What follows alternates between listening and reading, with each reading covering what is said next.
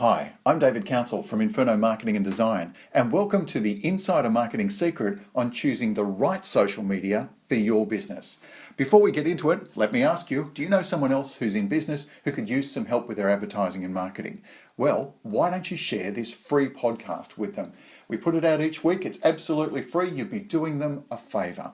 Two ways for them to subscribe. They can either go to our website and sign up, or they can go to the iTunes store and sign up and subscribe there. Both ways, absolutely free.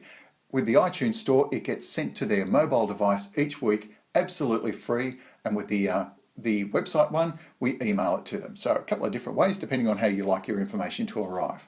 Okay, let's get into the insider marketing secret on choosing the right social media for your business.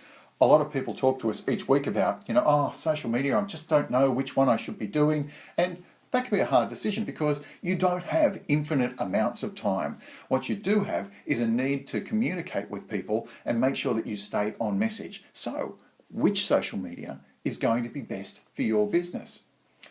Let's look at the big three: Facebook, Twitter, and Instagram. Because there's a really good chance that if you're in a business, one of those three is going to be the best one for you.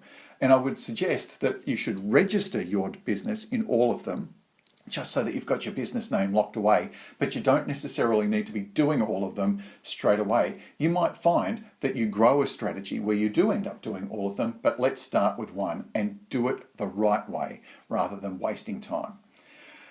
Facebook, that's a good place to start.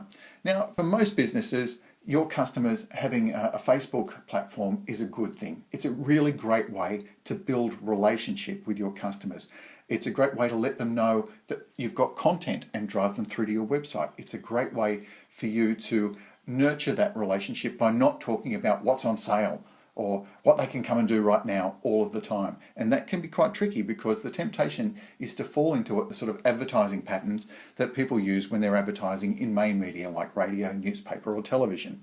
This is not the way that social media works. So use Facebook to build a relationship and engage people with relevant content.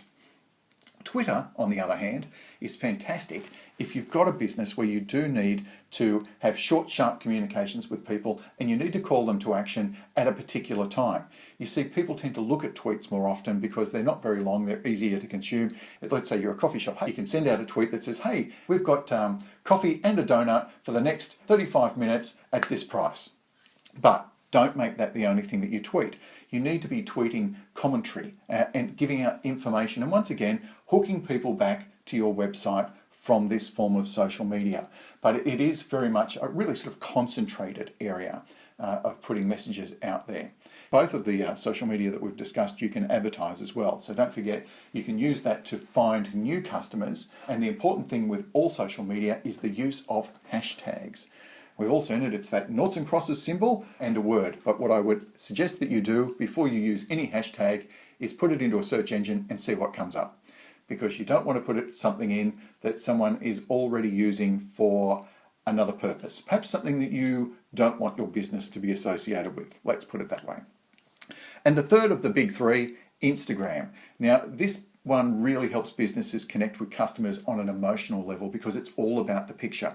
One of the things that you do need to do with Instagram though, because you've only got one link on your Instagram, is to keep changing that link over and over again. Don't just leave it as something that's static, change it all of the time. And look for ways to engage people emotionally using those pictures. Remember, you can have text on those pictures, so you should put a bit of text onto every picture that you put up and make sure that the caption and the hashtag that goes with it is relevant to your customers. So there you go. That's how you select which one of those big three that you should be using for your business when it comes to social media as a starting point. They are all very good. They all do a fantastic job. You should just pick one and move forward with that. And once you've got that under control, then think about picking another one.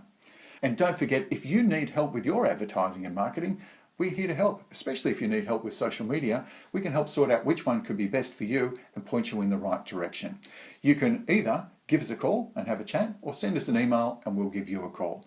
Until next time, with more Insider Marketing Secrets, I'm David Council. Talk to you then.